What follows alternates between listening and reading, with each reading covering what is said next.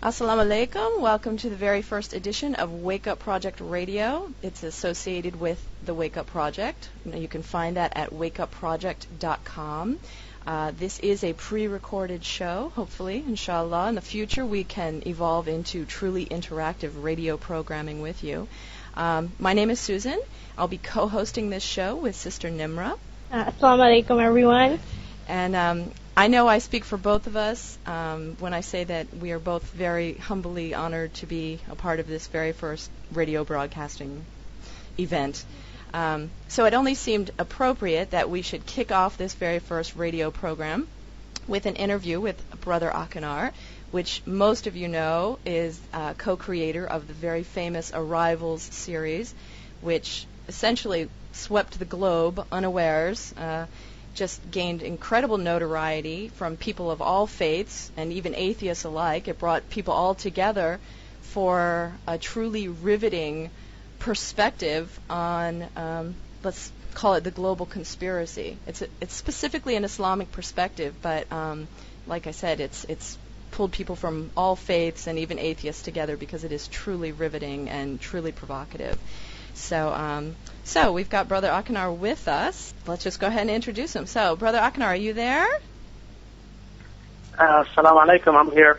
Oh, great. Okay, so we've got you with there. And as I understand it, you're actually on the road right now. You're not even at home, so you're breaking out of your busy schedule. And I think you gave us a forewarning that you may even be interrupted in the middle of this interview. So we'll just play that by ear, see how that goes for us. Well, that sadly seems to be the case, but we'll see how it goes. Okay, very good. So it seems to me, just maybe the first basic question, how did this Arrival series just start? Whose idea? How did the whole thing come into being? Well, Susan, am I correct? Yep. Susan? Uh-huh. Yes, okay, Susan. Well, basically, I was just regular guy, like, or the rest of the people who first started watching the Arrivals. And I wasn't truly aware of everything that was going on in this world, but I did understand that there was something wrong.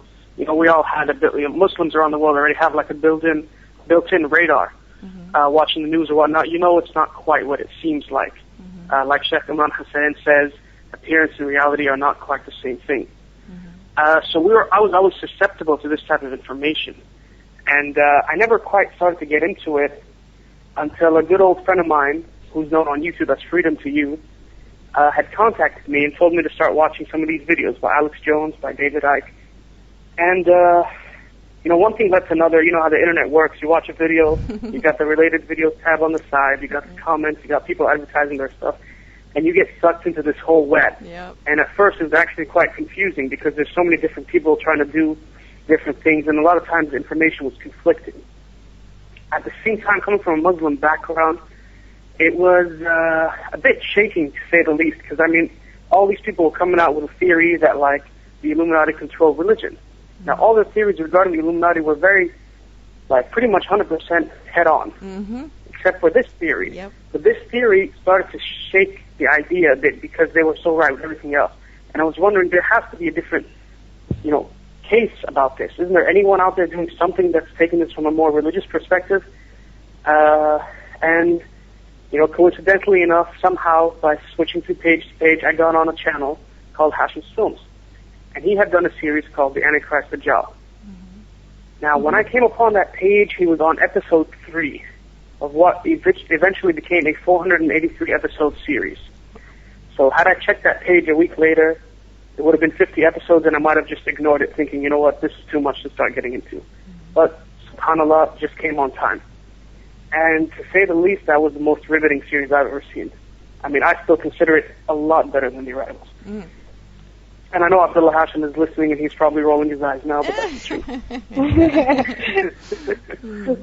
But anyway, that's the case. When I started to watch this, and then I told Freedom to You about it, I was like, listen, I know you sent me David Icke and Alex Jones, but I'm going to send you something that's going to blow your mind.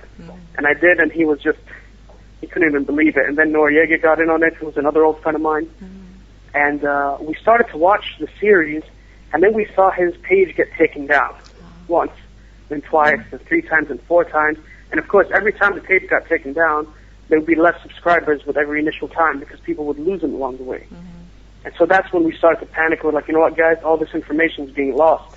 They keep taking them down, and all this other information is going up. There has to be something we can do. And that's when the concept of the rival started. Okay. So we just realized, you know what, we got to take his information and perhaps put it in a smaller, more accessible package for the people. So that if we did get taken down, it wouldn't be too big where like it gets lost on the web. Okay, so, I mean, just a personal thank you to all of you for doing that, because I remember myself doing the research with David Icke and all that, and just getting sucked down the rabbit hole, and then the zeitgeist thing, and the whole thing that, you know, religion is all made up, it's all a trick, and I'm like, wait a minute, there's got to be another way to present this whole thing that adds up, makes sense, and religion is not a man-made thing. And you guys just answered it so perfectly. So so I would say, yeah, I mean, I don't know, A plus from me. So. Well, you're welcome. Yeah. But I mean, we really didn't do much. If you guys watch the series, it's really just a compilation of a lot of other people's work. I mean, all we did was, you know, put it together and put a nice soundtrack on it. Yeah. But yeah. We understand that Abdullah Hashim's work played a huge role in inspiring the series. So, first of all, how did you guys even get in touch with Abdullah Hashim and actually get him to join you for this project? And in what ways was he specifically involved with the series? Well, Abdullah Hashim, strangely enough, I mean, this is another one of those coincidences, if there is such a thing. The first time his page got taken down, I got really worried for the guy. We had never spoken before at any time. I was just one of his regular subscribers, and I didn't even comment that much. You know, I would just comment here and there. When the page got taken down, I got worried. I'm like, what's going to happen? Did something happen to the guy? Did it just get taken down? How are we going to find him again?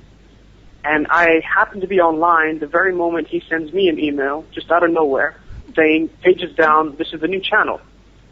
So I sent him an email back right away, and I was like, you know what, I've downloaded all your stuff, can I have your password, and I'll help you upload everything back up, you know, we'll get back up in a day.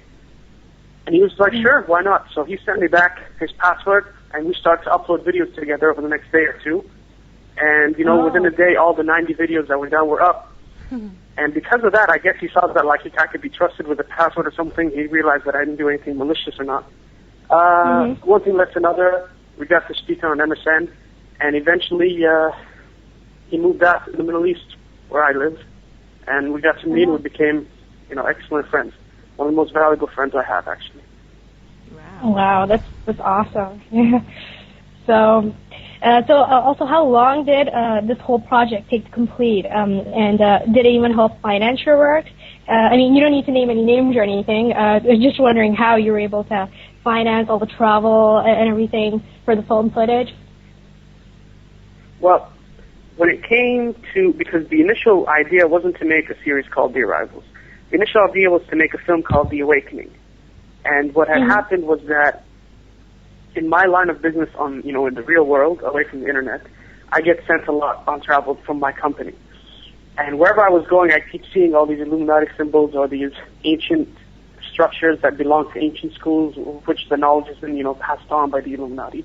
And I thought, you know, it would be a good idea taking, you know, advantage of my position that I get to travel so much that, you know, I'll take a camera next time and start filming.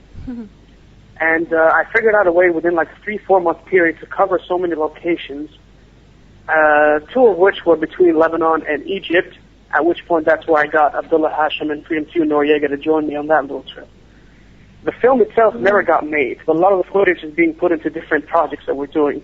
But I think the concept of the film wasn't so important as much as it was a chance for all of us to get together.